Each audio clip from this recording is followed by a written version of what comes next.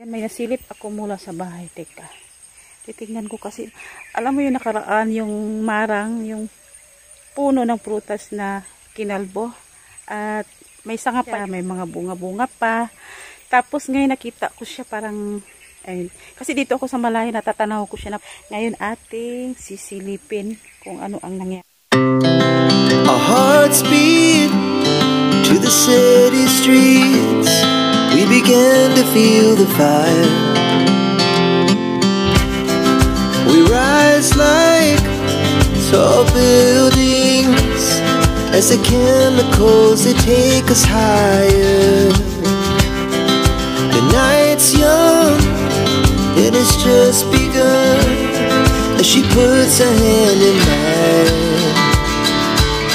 We wanna chase the night, wanna dance to the light, pull the stars from the sky, just two hearts running wild. Never sleep, never stop, as we shout from the top, we're gonna. Nung nakaraan ay nagka-problema ako dito sa katabi ko dahil nga itong kapitbahay namin is magkatabi lang kami ng lupa. Ayan, nagtanim siya ng mga mais. Nilinisan na yung tinaniman niya ng mga mais.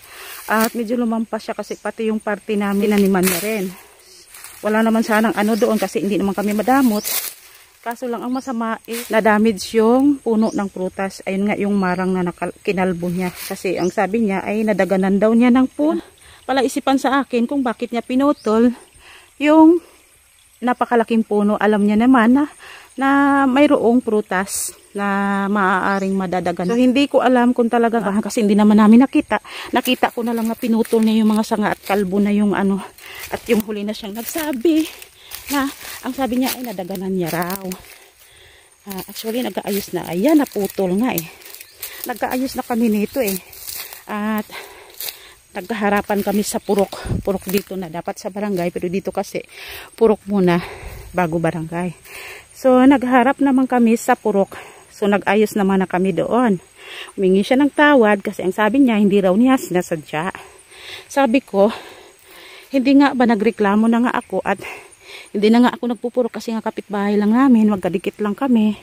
Hindi na nga ako nagpapurok-purok or barangay kundi kinakumpronta ko na lang siya bakit niya kasi nung una naglinis siya dito kasi nga bago niya tinaniman ng mais tong area niya nagsiga siya yung talagang alam mo yung siga sa bukid, siga lahat ng mga damo, lahat ng mga para malinis para mataniman niya ng mais. Ang kaso na damay yung aming puno ng marang. So yung may sanga ako kasi nga hindi nga ako dito nakatira, padalaw-dalaw lang ako. Nung bumalik ako is nakal yung prutas. Kaya sa isip ko parang lapitan nga natin Bakit nagkaganit? Ay naputol nga. Naputol nga. Anong nangyari? Naputol ba talaga yan sa hangin? O sinadya?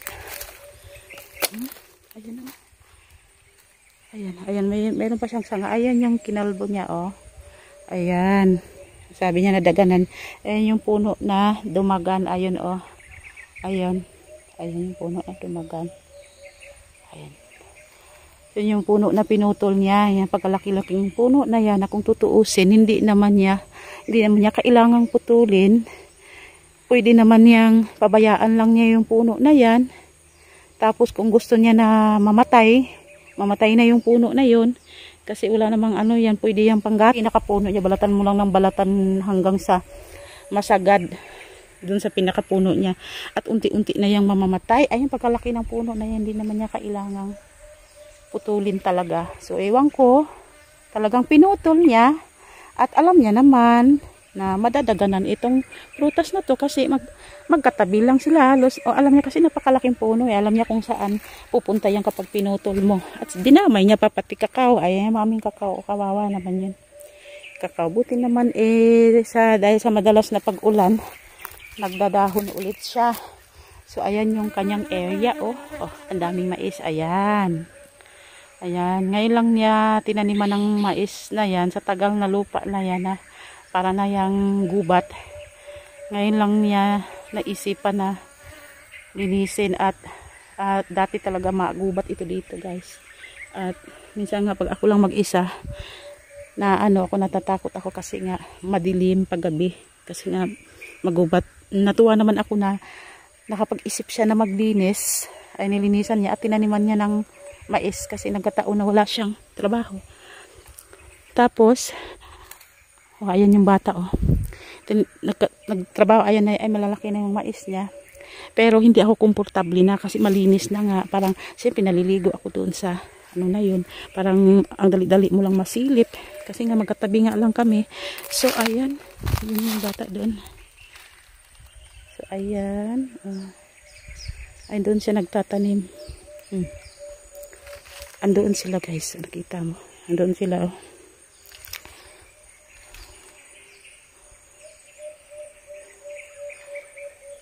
Ayun sila. Kuya Lot! Ikaw na? Ha? Ikaw na? Lot-lot ba?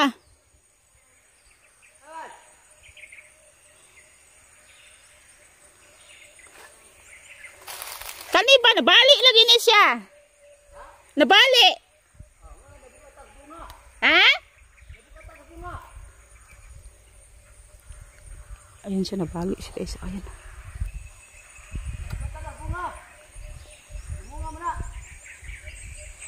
Na, nisabot na dyan kamatay. Maulian pa niya?